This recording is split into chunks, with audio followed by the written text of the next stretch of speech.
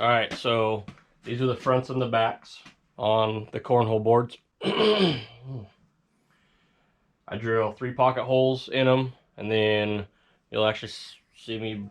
I'll have to cut the holes in the boards right now. As soon as the holes are cut, then we'll put the fronts and backs on, and then we can get that measurement.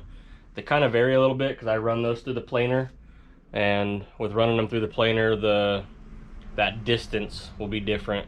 The only thing that you'll see different on the long runs is I'm going to put a pocket hole facing each one of the fronts and backs just to kind of lock that whole thing in. So there it is.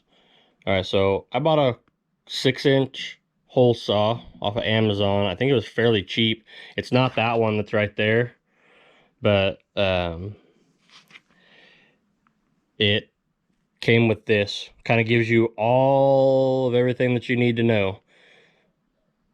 So hopefully you guys can read that. I'll see if I can't get that top little section a little bit closer. That gives you the dimension for cutting the hole, and then there's a bunch of instructions.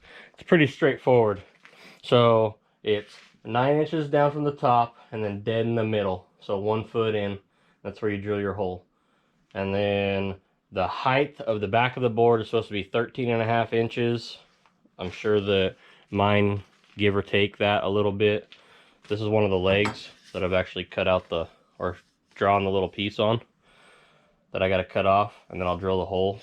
That one's got a big old huge knot in it, so I think we decided not to use it, but that's what they are. I think this is like 12.5 degree cut right here. I'll verify that. Yeah.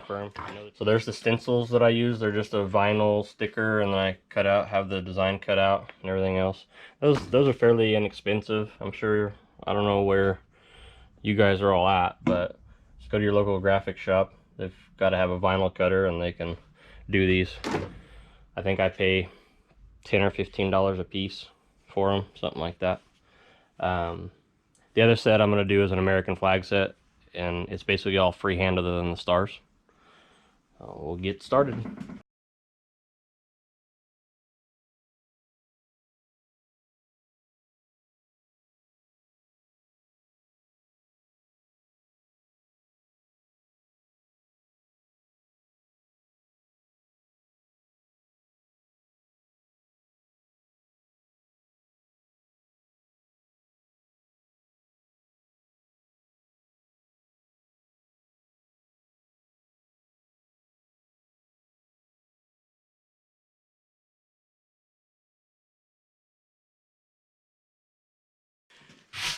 Alright, you guys can see in the video, you have to be really careful with that 6-inch hole saw. It will literally take your hand off. It does not play around.